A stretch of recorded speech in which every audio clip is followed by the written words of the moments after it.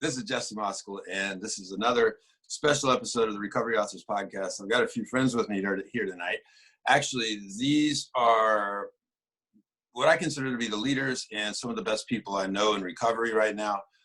We are under this COVID-19 virus situation, so everybody's unable to go to 12-step meetings. And so we've all resorted to moving into the Zoom platform where, at least for my small group, we meet every night at 7:30 Eastern time.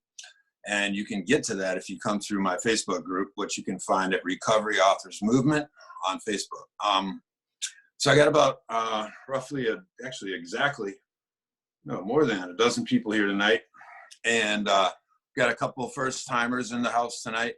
What we usually do is in the format of a 12-step meeting. Tonight, we are talking about relapse. And so I've got my sponsor here, Nick, with me tonight.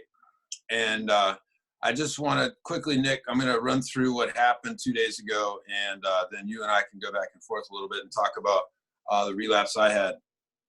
And I want to preface that by just saying, so when I started the podcast last June, I got like 3 months, and I relapsed last year, and it was really devastating. I think I can hear it in my own voice. It really devastated me emotionally, and as a result, I stopped doing the podcast, and I felt shame about going back in the rooms and picking up a white chip, and that shame was so heavy that I carried it with me for God. It was all the way pretty much through till this last time I got sober in January.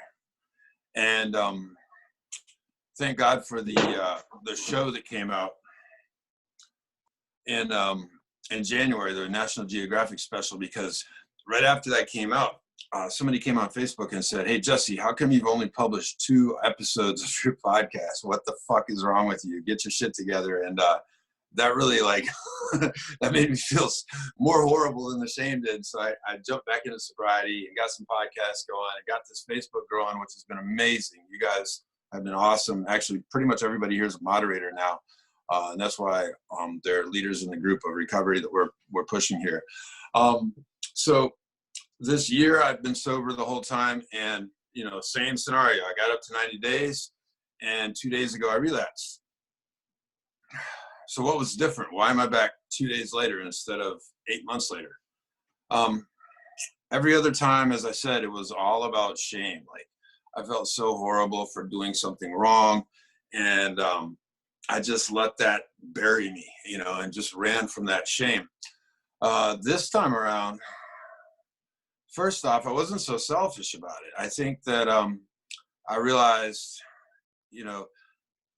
well, first of all, I realized I didn't want to do that. I didn't want to keep doing that for the next however long. And so this time I came right back, and instead of hiding that, because that crossed my mind, like, I'll just come back and not say anything, like, "Oh, I have too much work to do," and try to fool all you guys. Instead, I came back and said, "Shit, I fucked up again. This is what happened, and let's try to figure out why." And Nick and I have been working through that process, and lo and behold, I didn't have to suffer for another 6 months of misery using drugs and drinking heavily. It was only 48 hours. And so for that, I'm really grateful. But I would like to go ahead and bring my sponsor on, Nick. Please join us. Let's get some feedback. What's happening, man? How you doing? Great, man. Much better. I got a lot of things running through my head right now. One of them is, it doesn't friggin' matter how many times you fall down. It's the getting up that matters. And, I'm an alcoholic and an addict, but I turned that around. I turned that horrible friggin' thing into something positive. And I'm here, to carry the message to the next guy who's still sick and suffering, or the next girl. That's one of my purposes in life. I'm thinking about relapse for me was, it was a gift. It really was another gift of desperation again for me. if somebody can get this stuff on the first try, more power to you. You know, I thought I was going to be one of those guys that was going to just stay clean and sober the rest of my life. You know, but after 20 years, my cockiness and my ego, you know, started coming back. And, you know, it affected me big time into thinking that I got this friggin' shit. I'm good. I don't need, you know, I don't know what are all those friggin' things that I said to myself. And, you know, I got to constantly, I know this time that I got to constantly work on me today. And that means being active in the program each day with whatever that means, improving myself somehow. You know, like we were talking about a walk. You know, people can't get to the gym. You can't friggin' do what you got to do. But, you know, you find other ways to figure it out. Like here we are on Zoom trying to help each other. And we all live in different friggin' places. No, you know, I don't think maybe a couple of yous are in the same town, but you know, this is a beautiful thing. Look at this. You know, I'm from Jersey. I can help you in South Carolina. How friggin' cool does that get? You know, but you know, relapse doesn't have to be the end of the world. I think that's what, you know, you talked about, you know, the shame and the guilt and the remorse, and it doesn't have to be that. Yeah, it sucks when it happens. Yes, it does. Dust yourself off, you know, move upright and friggin' keep marching on. That's what you do, you know, and everybody's always rooting for you, man. We're all here for each other.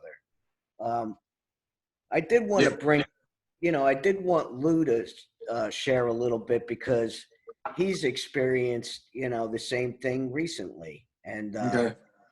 so if you don't mind, can we pop him in? Come on in, Lou. Yeah, I hope to hear from everybody before the end of this call. Hey, And, good evening, everybody. hey, Lou. My name is Lou, and you know, I'm an alcoholic and an addict. And how you doing? Doing good, man. You How guys are can you? hear me? Yep. Can hear you I'm fine. good.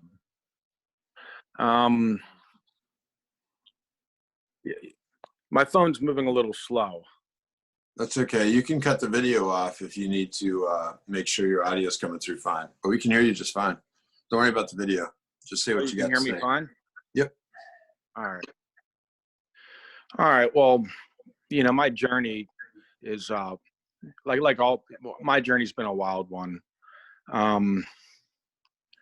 You know, I really came back to the rooms, or really came into the rooms initially about 4 years ago. And, you know, I wanted to do it on my own for a long time. I avoided a lot of this stuff because, you know, I thought I was above it all, you know. Very interested to be at a recovery authors meeting. I like to write a lot, by the way.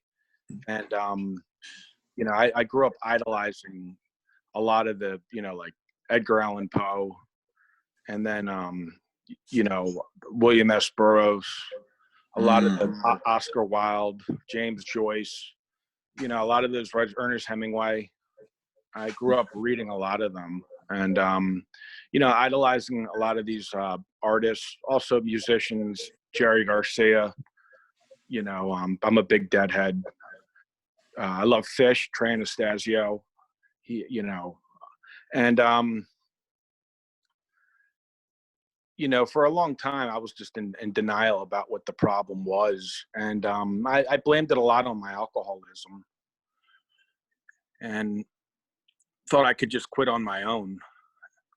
And you know, when I quit back in January 2015, you know, there was still that. Yeah, I didn't have a solution.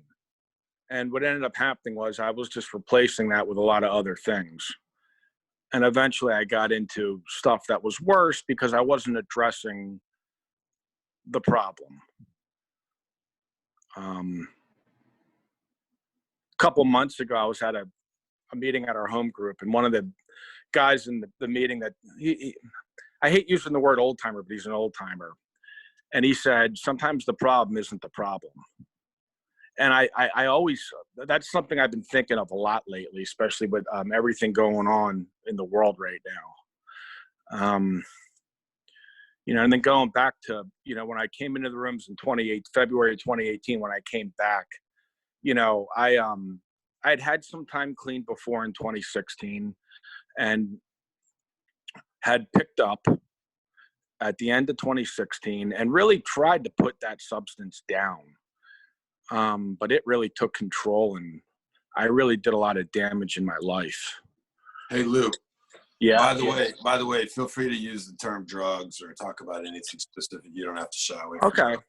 Well, so fast forward into recovery, 2018, I go in and I came in with, just an open mind and I brought me into the rooms because that's all I have is me. And I had a lot of enthusiasm. I'd be putting my hand up and jumping into service as soon as possible. I remember my one meeting I was going to had a 6-month service commitment, and I did my first commitment there.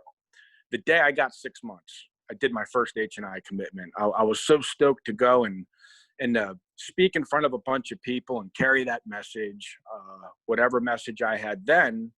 And I was willing to do whatever it took, in the time before that, I had jumped in and done a fairly thorough 4th step with my sponsor.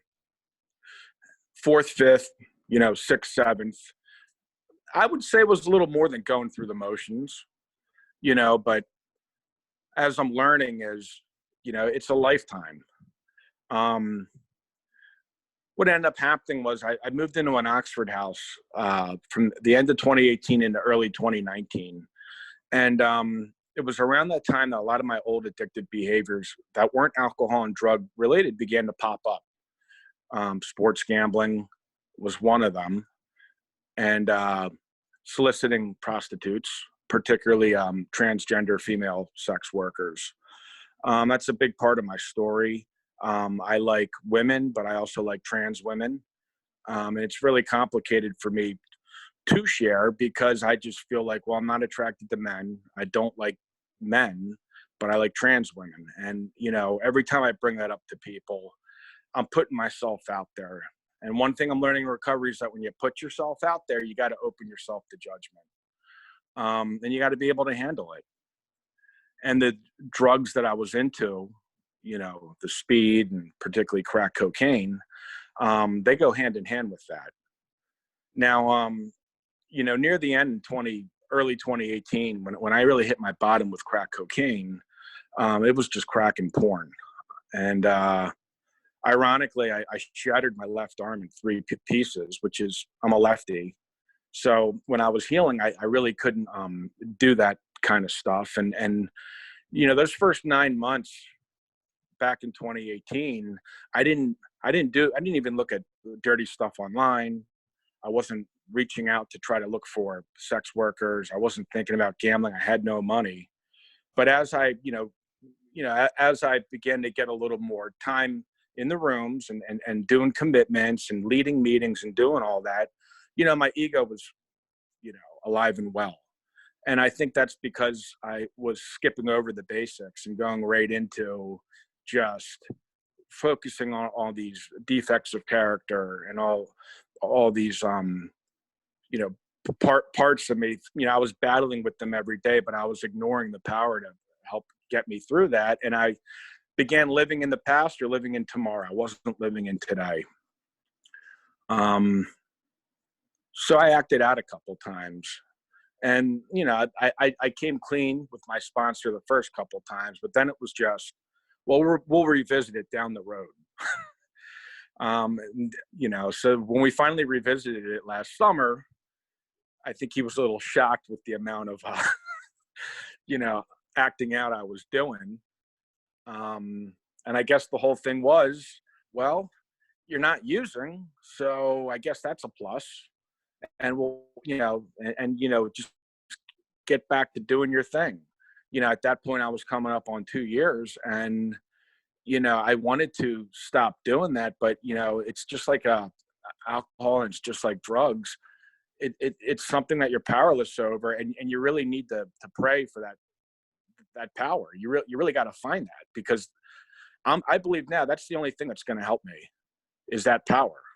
And, eventually it was November 4th, a month before my 40th birthday, and I acted out, and, I threw away almost 2 years of continuous sobriety.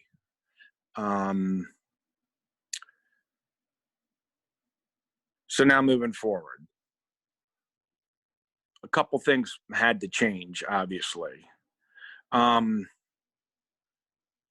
the first thing that happened was I didn't get honest right away with my sponsor. I waited a day, but I got honest with another guy in the fellowship. Actually, one of the guys from my Jersey meetings, because I wanted to feel. I felt like I could feel more comfortable reaching out to somebody else, And then after really thinking about it, I shared it with my sponsor, shared it at a meeting, and I went through the whole gamut.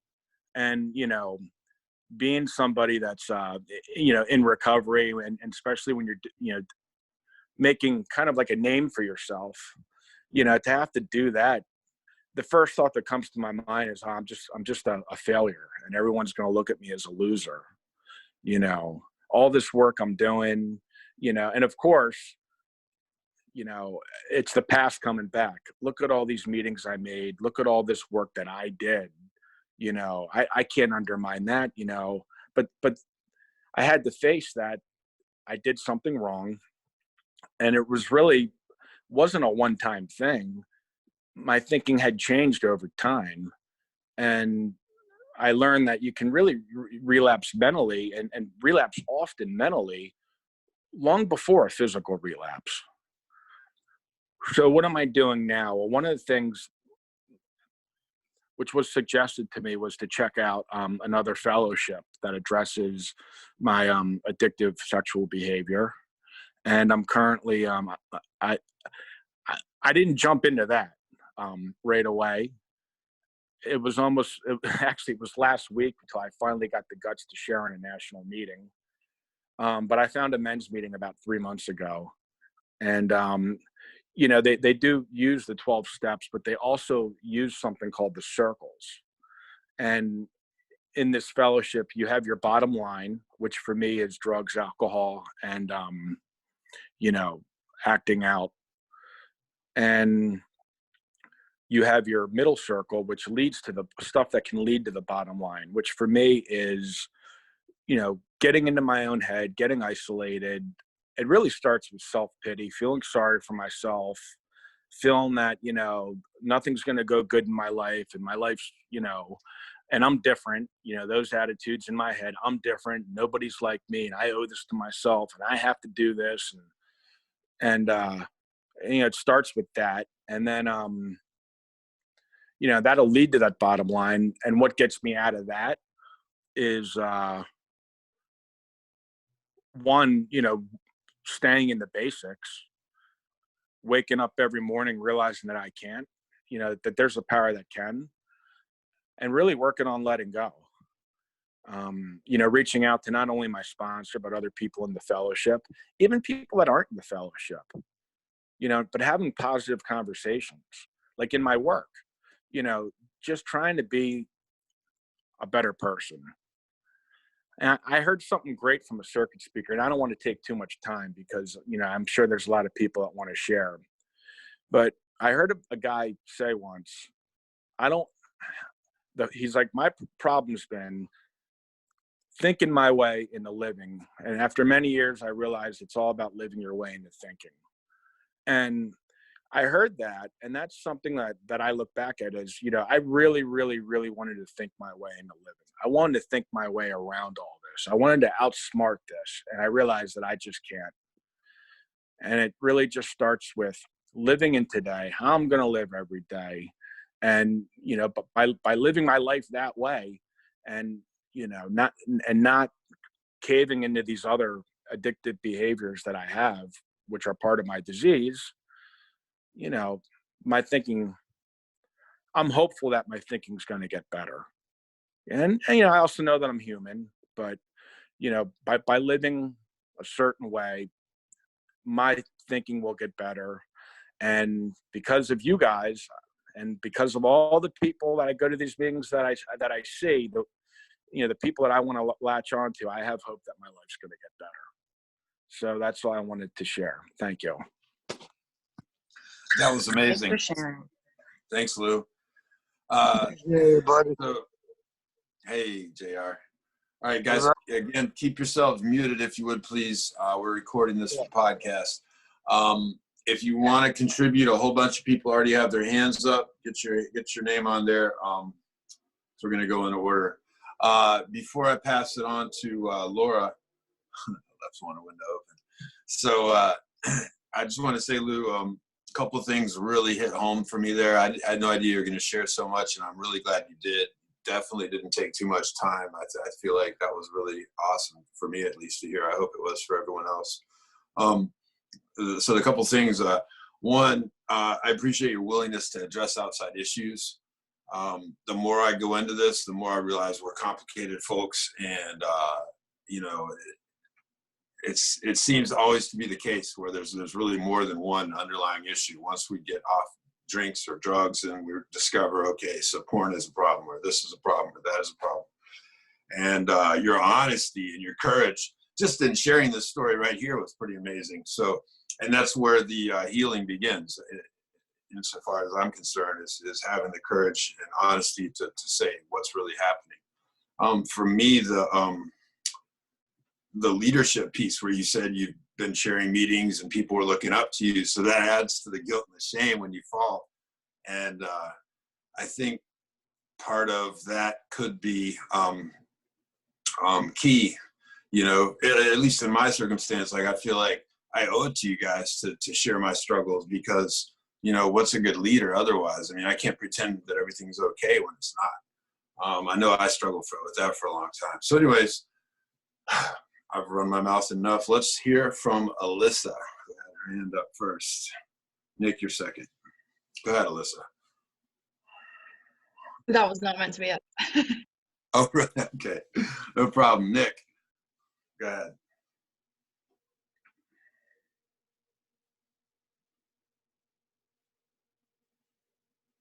Nichole. Hi. Sorry, go ahead, I thought you Nichole. meant other Nick. My bad. Yeah, I forgot. So, I've been in Narcotics Anonymous for 13, going on 14 years now. And this time around, I got really curious because I actually kept all of my white chips to see how many I have. And I counted 17 of them, and that was very disheartening to me. It made me feel really, really bad, like I've come in and out of the room so many times, and I still keep thinking it's a good idea to go back out, and it doesn't ever get any better. And not everybody has that chance to come back into the rooms like I do, so I feel like I keep taking advantage of that. And I don't know, taking advantage of the program. And this time around, whenever I went out, it was really bad. I did a lot of things that I told myself I was never going to do. I was using heroin. I was sleeping in cars. I slept in the woods. I was stealing from people. I was stealing from grocery stores. I was breaking into condos to take showers. I was sneaking into the YMCA after it was closed to wash myself. I did a lot of very degrading things to take care of myself. And I told myself, I was never going to do those things. Or whenever I was younger, I heard people saying stories like this, and I'm like, I'm never going to be that bad. I'm not that bad of an addict. And I ended up growing into that person so that I could get high. And I don't know, it really kind of hit home for me this time. Every time I go out, it just gets worse. It just gets worse and worse and worse. And this time, I'm scared. I'm genuinely scared. I went to Shit Lots, spiritually high in the land of the sky, in Asheville in January and I stayed clean there for an extended period of time. And I wanted to see a bunch of my friends from recovery there. And when I got there, I'm sorry. When I got there, I was so stoked to see all these people that I had, got clean with. They helped save my life, and I get there and my friend says, they're all dead. They're gone. They used and they're not here with us anymore. And that scared the shit out of me because it's different now. It's way different now. You don't know what they're putting in things now. They're lacing things with like fentanyl, and you never know what's gonna happen to you this time. Like it could be your last, and that was like a horrifying realization for me, and then I moved from Colorado to Greenville to be closer to my son and to be closer to my family. And I was still using when I moved out here. And I get a call from my brother, who's younger than me. And he says, Nichole, I want to kill myself. And we both suffer from bipolar disorder and a few other mental disorders. I have a borderline personality disorder. I have BPD. I have BDD, body dysmorphia disorder. I have PTSD, and then the bipolar 1, which is the big thing. And my brother has bipolar 1 as well, but he's not medicated. And well, he calls me and he says, Nichole, I want to kill myself. So I get in my car and I go to my parents' house, and I try to calm him down. And he said, I just need a moment. I just need a moment to myself. Please leave the room. And I left the room and I heard him gagging. And I go back in the room and he swallowed an 8-ball and ate all of his Seroquel. And I had to pick him up and take him in the car and drive like 100 miles an hour down Divine Street and take him to the hospital. And I pulled over and saw a cop, and he was like, you just need to go. Like, don't wait for an ambulance. Don't wait for me. Just go, go, go. And I put my brother in rehab, and he's like, I don't know what to do. And I said, you got to get clean, man. Like, you got to do something different. And that was the point where I was like, I'll get clean with you if you do this with me. I know a program that we could go to. Like, we're going to go into this 12-step program. Everything's going to be okay. I've got your back. You've got my back. We're going to do this together. And after that, I decided, I can't keep getting high. Like, I've got all these people watching me and looking at me and like kind of looking up to me in a different way. And I can't keep letting all these people down in my life, like, and I've got this son who adores me and loves me. And like, I don't want to, like, I've missed 7 years of his life. Like, and the last time I saw him, he said, where have you been? Like, what's been going on? And I didn't want to be like, sorry, son, I've been getting high because I thought drugs were more important than you. Like,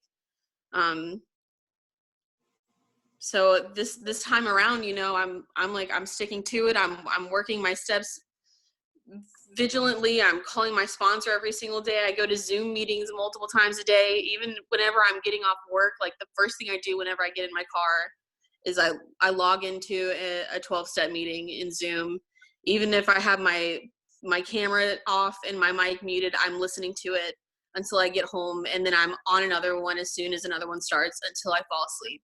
Or I get on the marathon meetings until I pass out. Every day, all day. That's what I'm doing. I'm in the recovery process. That's a part of my life now, because I know if I don't do it, I'm gonna die. And that's the hard fact of it, because I use and use and use until I can't use anymore. And I've recently been thinking about getting high again, and getting all of this out and saying all of this has kind of just made me not want to do it anymore. So thanks for letting me share. That was awesome, Nichole. Thank you so much for your honesty. Again, courage as well. We're all here to support you, and I'm glad you're in this meeting. So it looks like Randy has his hand up next. Remember, guys, I put everybody's hand down Two people have raised again, so if you want to speak, go ahead and put your hand up. Randy, you're up next. Hey, I'm Randy. I'm an alcoholic and an addict. First of all, I want to say glad to see you back, bro. Glad to Glad see to you be back. back. Thanks. Yep. For me, this is my second time coming back. The first time I went into treatment was like in 1995. I got out of treatment. I think I stayed clean for 1 month. Then I went back out. Then I got clean in 1997 when I got my girlfriend pregnant with my youngest son. And I stayed clean all the way up until 2007.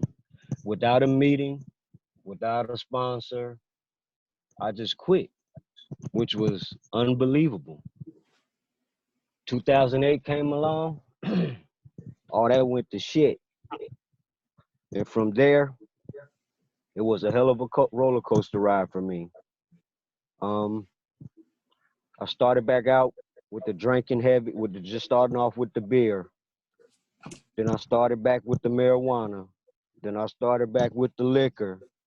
Then the next thing you know, started back with cocaine. From the cocaine, went back to the crack. I even tried heroin a few times. I didn't like it. But I went back to the crack. And from there, I was off to the races. Not to mention my mental health issues that I had went into treatment for, but I quit taking my medication.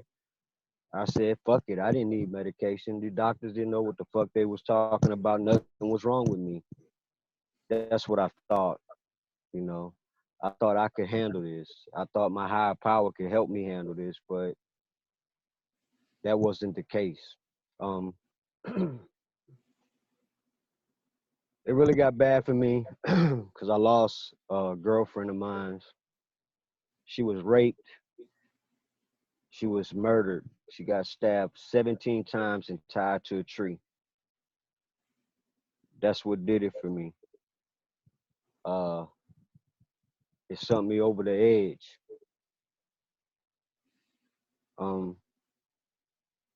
That shattered my life, you know. And I didn't think I was ever gonna come back from that. So I started going out there. I started robbing. I started stealing. I started cheating. I started lying. It was this girl that used to sell drugs. And I used to actually sleep with her for dope. Literally. I used to sleep with her for dope. She used to pay me to do certain things for her, to her for dope. And I used to do it. Am I ashamed of that? Yes, I am. But I did what I had to do to get high. When I look back at it, I think of the fucking insanity of this shit, of this disease. Then I started thinking about what happened to me. Maybe what happened to me as a child was coming out of me as an adult, because when I wanted to get high, I always wanted a female. So I was very fucking promiscuous. I would set myself up to catch any and everything that's out here. But still, I didn't even try to go seek treatment, and I knew something was fucking wrong with me. The most embarrassing thing about this whole thing is when I stole from my grandmother. That broke my fucking heart.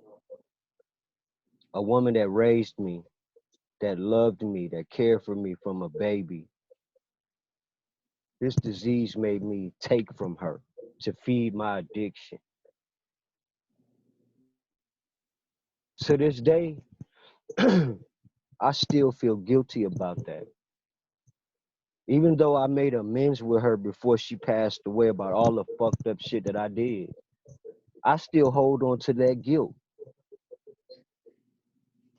I still hold on to that guilt. Why did I never go back into AA or NA? I don't know. Maybe I wasn't gonna fool myself. Maybe I said, you know what, I'm not about to go back into that shit because I know I'm not fucking ready for that shit. Maybe I just didn't want to set myself up to go in there thinking I'm gonna do this and then fucking fail. I was just telling myself maybe one day I'll be ready to take on this shit, and when I do, when I go, I'll stay. So this is what happened. November the 6th, 2019. Riding down Hardin Street, riding down Colonial Drive. It was oncoming traffic coming. I decided I wanted to jump out of my girlfriend's moving fucking truck into oncoming traffic and end this shit, end my suffering and my fucking pain, because I felt worthless. I felt like a piece of shit. My life wasn't going nowhere. I wasn't going nowhere. So, I said, why am I taking up space in air? Let somebody else that can use this shit that's going to put it to good use have it. That's when I was at my fucking lowest point. I was so low. I was at the bottom. I could fucking feel hell. I could feel it. My girlfriend slammed on brakes. I slammed into the door. My feet was dragging on the ground. She made me get back in the truck, and she took me directly to the mental health hospital where she had me signed in. Am I grateful for that shit? Am I grateful that I wanted to end my life that day? You know what? People say that I'm crazy for saying this, but yes, I was. Because that was the turning point for me. That was the day that my life changed for the better. Because once I got into mental health, that's when I began to work on the issues that I was having.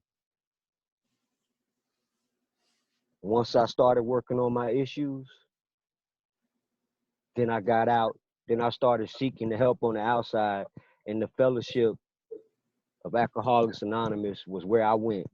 And that's where I have been. And when I went in, they opened their arms for me and accepted me. And the first thing they told me was, keep coming back. It works if you work it. Just like you say, Nick, it works if you work it. So work it and live. So every day that I get up, I give props to my higher power for allowing me to have a program to work and have the people in my corner that I can count on. Jesse, thank you for showing me that this shit is still real, bro. Thank you. I appreciate you letting me know that it's still real. I still love you, bro, and I'm glad you back. I'm glad you back. I have days, I don't say I have using thoughts, but I have other shit going on, other outside issues going on that somehow will fuck with my sobriety. But, I got to take it one day at a time, and I got to use all the tools that I have not to let shit fuck with me to the point where I got to go use. But, I know somebody else wants to share. Thanks for letting me share. That was awesome, Randy. Thanks for sharing your story. I know you definitely have a lot of other stuff going on, and I know it's been challenging for you certain days, and you've really stuck with it, and you're an inspiration to me. Stacy, you've got your hand up according to my computer here. Would you like to share? Yes, I would. All right. Can you hear me? Yep, go ahead. Okay. Hi, I'm Stacy. I'm an alcoholic and addict from Columbia, South Carolina. And I have been sober for just about 18 months now. And almost 18 months ago, like I hadn't been drinking or anything that time. I've been trying to get sober since 1987, about 32 years. And, you know, I've been in and out and in and out and in and out. And it's just like nothing really stuck, nothing really stuck with me. It's just like nothing clicked. I just, I don't know what was missing except probably my willingness to turn it over to a higher power. I continually did it on my own, And, you know, I had sponsors, but I just, I don't think my motives were headed in the right direction. You know, my motives were, what can I get out of you? You know, what you got for me? You know, I'm a very, I have a big character defect of manipulation and self-seeking, self-centered, self-reliant, and but I've been, you know, I was having, I mean, things got really bad when in 2008 I picked up crack. You know, I was doing everything else. I had tried many different drugs, but when I hit on the crack from 2008 until, well, February of 2017, I was crack-a-lacking on the crack. You know, it was terrible. It was terrible. You know, but God delivered me from that on February of 2017. But my last relapse, coming almost 18 months ago, I had gone to the ER 3 different times complaining of pain in my chest. And the first time, they gave me 6 milligrams of morphine. And the second time, I went in because I did actually have a medical condition that was extremely painful, and they gave me 4 milligrams of morphine. And then I went in again complaining of pain, and they gave me 2 milligrams of morphine. So I realized that last time that they were on to me, you know, and because they kept lowering the dose. And when they put it into my veins that last time, I felt shame. I felt disgust with myself, you know, knowing that they knew. I know they knew, because if they didn't, you know, that, you know, 6 milligrams to 4 to 2, there's no way in hell they didn't know if they were doing that. And it was just degrading, you know. And the very next day I called my sponsor, you know, and I had to write about it and stuff. And I got what they call the gift of desperation, you know, and I just let go and let God. I couldn't deal no more. I couldn't do that on my own anymore. And I got heavy into the steps some more. I had to start all over. And you know, it's been a wild ride this last 18 months, you know, but I'm doing it. I'm on step 9, and it's a very interesting step. It's got a lot of work, and I'm praying for the willingness to keep working on it. My sponsor tells me whenever I feel like I, you know, resist because of this or that or whatever, to just pray for the willingness to do it. And, you know, I'm doing letters to people. So I pop out a few letters every so often. And when I do, I feel proud of myself, you know.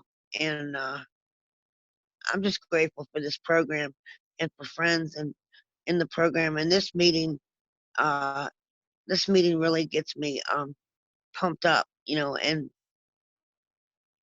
grateful for my life.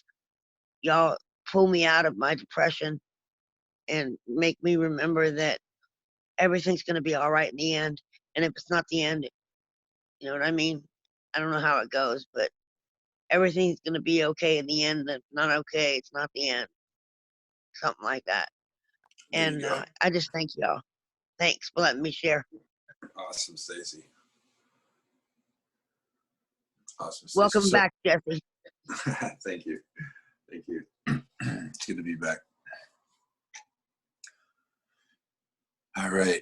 We've got a couple minutes left. I'd like to grab one or two other people's opinion or input, specifically if you've got any relapse prevention strategies or how to get back or anything like that. Maybe some people are out there having thoughts about using, you know, as I was for like the last month leading up to my 48-hour relapse. You know, I was thinking about going out and just kind of letting it pass through my head. But, you know, I didn't do anything about it. I didn't reach out to my sponsor. We kind of stopped talking. And again, I was kind of caught up in the idea of, you know, presenting a strong front. You know, now I understand the principles before personality. I was starting to feel that weight, like, you know, like if I don't perform, what's going to happen? And now I know I can just be real with you guys. And, you know, that's on me. I should have come out with that a long time ago and said, man, I'm really starting to feel a lot of funny ways. And maybe I could have worked through it. On the other hand, maybe that had to happen. Where I'm at today is a great place to be. And I do not feel any shame for starting over. Lou, you mentioned that earlier, talking about I lost X amount of days. I feel like this was part of the process for me. I was talking to Alissa earlier, and she said, you sound better than you did 2 weeks ago. And I feel that was valid and true, and I certainly feel better. So, you know, am I upset about it? No, I'm really not. I mean, I'm grateful. I'm lucky because a lot of people go back out, as Nichole was saying, and that's it. When I was doing the drugs last night, I had a clear vision that this was death. Like, to keep going down this path was death. It was an absolute moment of clarity. And after that, right before I got in the bed, I sat down and prayed. And I think I may have said the first honest prayer I've ever said in my life. I said, God, I have no idea who you are. That's pretty much the whole prayer. You know, and I think a lot of that, you know, a lot of time I pretended that I knew all this stuff. And, you know, my life's a mess. I don't know much, but I know I want to fix it. And I'm pretty willing today. So I'm grateful for that. Alissa, you've got your hand up. My name's Alissa. I'm an alcohol and addict. So today is my 90 days. Thanks. A year ago I had about, this long. And I guess I'll start a little bit further back. I lost my kids a year ago. It's a little over a year ago now. And because of my using, I wanted to be a one-chip wonder. And relapse wasn't an option. And I moved into an Oxford house because I thought I could build relationships and I could do everything. And, I wanted to please everybody. And I had to have this reputation of I'm this perfect mother and I am, better than you. I'm going to get my kids back. This is temporary. I'm fucking perfect. I wanted to be perfect. I still struggle with that perfectionism thing. I had about 8 months, and then I found myself locked in a Oxford house closet shooting meth. And it was like I watched it from the outside. I was given the opportunity to have everything back, and I knew what was coming, but I didn't do anything about it. The mental relapse before the relapse is so beyond real. I was losing jobs. I was, not being consistent with coming home on time and curfew, and, but I sat there and, played it out, and everybody was just, oh, she's so great. And inside I'm like dying. And it's just the level of shame. It took me 4 months-ish to come back. And during that process, I watched a lot of people that I cared about die in the situation that I was living in. And, someone shared before that, it just gets worse out there. And it really does, man. And just recently I've had two really good friends of mine who were in Oxford in the last week. Two of them died. And it's really scary, man. And so like everyone got their little checks or whatever. And last night I had to stop myself because the first thing that came to my mind was like, I can go and fuck everything up right now. There's money in there. No one will have to know, you know. All I gotta do is make the phone call. I live in the same house that I was using in before. Like, I mean, the thoughts now, I knew to reach out. It was kind of late. I called my mom. She works night shift. Thank God. And she was like, all right, we'll make a plan, and got me out of my own head. And then I texted someone else in recovery and, was like, this is what I'm going to do. And I'm going to, get steps closer to getting my kids back. And I'm really grateful for that, to be able to stop and redirect and get back to where I need to be okay. Without the program and, being taught how to do that, I bought a car today. I could be out who knows where, but I didn't. Instead, I spent the afternoon with my children, who are just wonderful. And when I was out, my daughter's 4, and when I came back, she would grab my arm and look for bruises, and she'd be like, oh, mommy, you're all better. And I have to explain to her that I go to these meetings to be okay, and she loves it. Every night right before bedtime, she'll sit there and, oh, mommy, you go to your meeting now so you don't get sick. And that's probably the best gift that I have gotten from this.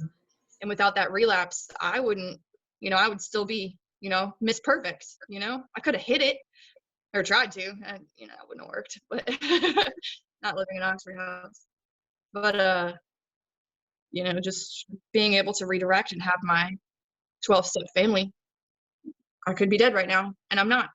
Instead, I'm celebrating 90 days and here with all y'all. So thanks for letting me share. And Jesse, I'm very, very proud of you, and I'm so happy you're here. Thanks. It's good to be here.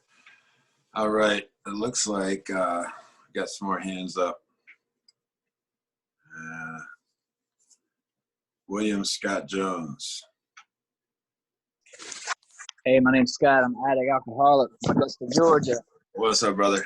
What's happening? I just wanted to read something from as Bill sees it real quick to you. Funny because we can go back to the founders and find it's not like they weren't dealing with this very stuff. This is from a letter from 1958 Bill to one of their members. It says, about this slip business, I would not be too discouraged. I think you are suffering a great deal from needless guilt. For some reason or other, the Lord has laid out tougher paths for some of us, and I guess you are treading one of them. God is not asking us to be successful. He is only asking us to try to be. That you surely are doing and have been doing. So I would not stay away from AA through any feelings of discouragement or shame. It's just the place you should be. Why don't you try just as a member? You don't have to carry the whole AA on your back. It's not always the quantity of good things that you do. It's also the quality that counts. Above all, take it one day at a time. I thought that was pretty cool. But yeah, me myself, had a pretty good 24 hours. I share some of the same. I've been through some of the same things. I started really early in the drug culture myself, about 12 years old, went straight through the ranks of alcohol, weed, acid, powder, dealing drugs in my early 20s. I think I finally shot cocaine at about 26. Maybe smoked crack for the first time, somewhere in my early 20s. Anyway, I became this person that chased a rush all the time. And it took a while to escalate, but somewhere there about my mid-20s, I began to get locked up all the time. And so I went on this, let me go ahead and say, once I got addicted to a rush, crack, whether it be a needle or whatever it was, I happen to be bisexual, so I had to make that thing work for me, you know. So we did the whole thing. It's a sleazy little town, Augusta is. Prostitution and, you know, basically living a gutter life for a while. And, you know, prison, the whole thing. Did about 10 years worth of time, in and out, revolving door. Just gone crazy. So through all that, my very last charge was in 2012, which sent me to drug court, which, surprisingly enough, got me off the revolving door thing. You know, I learned how to get a job and an apartment, and, you know, pay my bills and those sorts of things. It just out of, you know, wanting to stay out of prison. I'd done so much time. I was just like so sick with it, man. And but you know, the thing didn't go away. The day I graduated drug court, I did some good quality recovery there too until the last few months, and I was just like I was just waiting, you know. So I went back out, and ever since then, it's been these things of I'll go out for a few weeks, come back in for a few months, go out for a few weeks, come back in for a few months. It's just sickening, and what it's became is just isolation. And somebody talked about you know, they talk about jails, institutions, and death. I've done everything but one. But you know, the more I think about it, maybe we don't die. Maybe we just continue to suffer. Maybe that's even worse than death. Is the way, you know, because it goes on and on and on and on and on and on. It's just needless suffering. And so that's what I've been going through. The thing I have noticed though, I do have quality periods of sobriety, you know. I can't discount that. I mean, I just like that thing I just read, you know what I mean? Doesn't mean I didn't have some good days along the way. You know, you got to look at that. And that's God working for you. And that's God working for me.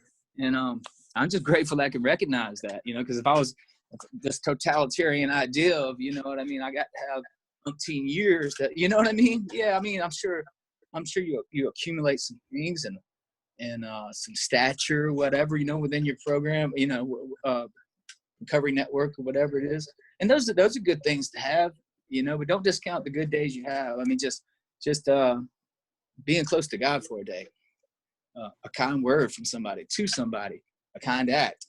You know, I mean, I just think it's all about these 24, and I'm glad you came back home. Why?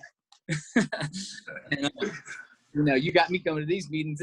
These things have been a lifesaver for me the last little while. Like I said, I really focus on these 24, but I'm coming up on 30 days tomorrow. So we're just rocking and rolling on down through there. I'm glad I could be open and share, you know, all some of the nastier sides of things I've been through. It's all relevant. It's you know, it's relevant. It's definitely, you know, some of the things have kept me sick. You know what I mean? Is feeling like I'm the only one that's you know, took it to that level. You know, but I just know this. I just continue to draw closer to God. You know what I mean? It doesn't matter. None of those things matter. What it does do is it makes me uniquely qualified to help the next person that may have been through some similar things, and that's a beautiful thing. So we'll see how it progresses, and I'm just grateful to be here, y'all. Thanks for letting me share. Wonderful. Thank you so much, Scott. That was terrific. Yeah, you and Lou both really admire you guys for your courage. Listen, guys, anybody else? I'm not too worried about the time here. Anybody else want to raise your hand or drop in a word or two? All right, that looks like about it. This has been a terrific call, guys. In the traditional manner, we'll stick around for a couple minutes, but that concludes this episode of Recovery Authors. If you would like to join us, we are at facebook.com/Recovery Authors Movement. You can come there and get information on how to get in on this call and make friends with everybody here. Hi, Dina. Do you want to say a word? Okay, she's just giving me a thumbs up. Awesome. Well, listen, thanks again for joining us, and we'll catch you on the next episode. All right, that's it. You can come off of mute now. We're done. Keep coming